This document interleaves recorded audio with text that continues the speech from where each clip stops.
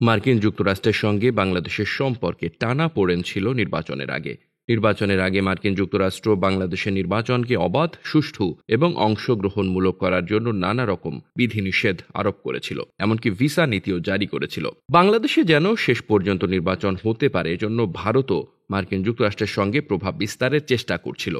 সবকিছু মিলিয়ে শেষ পর্যন্ত 7 জানুয়ারি নির্বাচন অনুষ্ঠিত হয়। নির্বাচনের পর মার্কিন যুক্তরাষ্ট্র নির্বাচনকে ত্রুটিপূর্ণ বলে অংশীদারিত্বের সম্পর্ক এগিয়ে নেওয়ার বার্তা দেয়। সর্বশেষ কদিন আগে যুক্তরাষ্ট্রের দক্ষিণ পূর্ব এশিয়া বিষয়ক সহকারী পররাষ্ট্রমন্ত্রী ডোনাল্ড লু সফর করে গেছেন। তিনি অতীতের তিক্ততা ভুলে সামনের দিকে তাকানোর বার্তা দিয়েছেন। তিনি বলেছেন, আমরা সম্পর্ককে আরও এগিয়ে নিয়ে যেতে চাই, কিন্তু তার যাওয়ার পরপরই মার্কিন যুক্তরাষ্ট্র এবং বাংলাদেশ সম্পর্কের অস্বস্তির গন্ধ পাওয়া যাচ্ছে।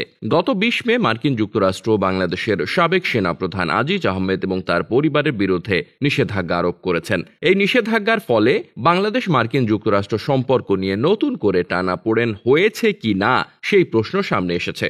যদিও পররাষ্ট্রমন্ত্রী মার্কিন যুক্তরাষ্ট্রের নিষেধাজ্ঞাকে ব্যক্তির ওপর নিষেধাজ্ঞা হিসেবে অভিহিত করেছেন। এর ফলে সরকারের সঙ্গে সম্পর্কের কোনো ব্যত্যয় ঘটবে না বলে উল্লেখ করেছেন। কিন্তু গতকাল 14 দলের বৈঠকে প্রধানমন্ত্রী শেখ হাসিনা আবার মার্কিন বিরোধী অবস্থান গ্রহণ করেছেন। প্রধানমন্ত্রী শেখ হাসিনার কাছেই সবচেয়ে বেশি খবর আছে এবং তিনি নিঃসন্দেহে কোনো তথ্য উপাত্তের ভিত্তিতেই মার্কিন যুক্তরাষ্ট্রের সমালোচনা করেছেন। প্রধানমন্ত্রী 14 দলের বৈঠকে বলেছেন, দেশের অংশ ভাড়া দিয়ে বা কারো হাতে তুলে দিয়ে আমি ক্ষমতায় যেতে চাই না। ক্ষমতার দরকার নেই। যদি জনগণ চায় ক্ষমতায় আসবো, না হয় ক্ষমতায় আসবো না। আমি জাতির পিতা বঙ্গবন্ধু শেখ মুজিবের মেয়ে। তিনি কোনো এক সাদা চামড়ার প্রস্তাবের প্রতি ইঙ্গিত করে বলেন, আমরা মুক্তিযুদ্ধ করে দেশ স্বাধীন করেছি, কাজেই কারো কাছে আমরা নতি স্বীকার করব না। প্রধানমন্ত্রীর এই বক্তব্যের পর আবার নতুন করে আলোচনার জন্ম দিয়েছে। তাহলে কি মার্কিন যুক্তরাষ্ট্র বাংলাদেশে নতুন করে প্রভাব বিস্তারের চেষ্টা করছে?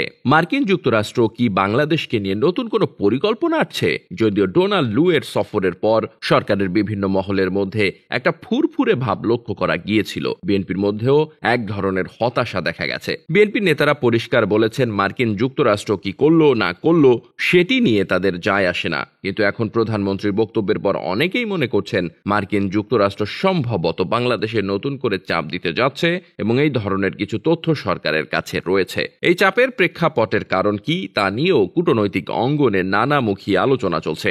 অনেকেই মনে করেন যে বাংলাদেশ তার যে বেসামরিক বিমান চলাচলের জন্য উড়োজাহাজ কিনবে, সেই উড়োজাহাজ বিক্রির জন্য মার্কিন যুক্তরাষ্ট্র আগ্রহ দেখিয়েছে। মার্কিন উৎপাদিত বোয়িং কেনার জন্য সরকারের উপর এক ধরনের চাপ প্রয়োগ করা হচ্ছে। এছাড়াও বাংলাদেশে যে সমস্ত মার্কিন প্রতিষ্ঠান কাজ করে, সেই প্রতিষ্ঠানগুলো তাদের লাভের টাকা নিয়ে যেতে পারছে না। আর্থিক সংকটের কারণে এই টাকা আটকে দেওয়া হয়েছে। এই বিষয়টি ডোনাল্ড লু সালমান এফ রহমানের কাছে উপস্থাপন করেছিলেন। এখন গভীর সমুদ্র বন্দরে তেল গ্যাস অনুসন্ধানের জন্য টেন্ডারের কাজ চলছে। সেই টেন্ডার প্রক্রিয়াতেও মার্কিন যুক্তরাষ্ট্র হিস্সা চায়। আর এই ব্যবসায়িক কারণগুলোতেই মার্কিন যুক্তরাষ্ট্র বাংলাদেশের ওপর নতুন করে চাপ প্রয়োগ করছে কিনা সেটিও আলোচনায় রয়েছে। আবার অনেকে মনে করে সাম্প্রতিক সময় বাংলাদেশের চীনের দিকে ঝুঁকে পড়ানোর জন্য মার্কিন যুক্তরাষ্ট্র হয়তো নতুন করে চাপ প্রয়োগ করছে।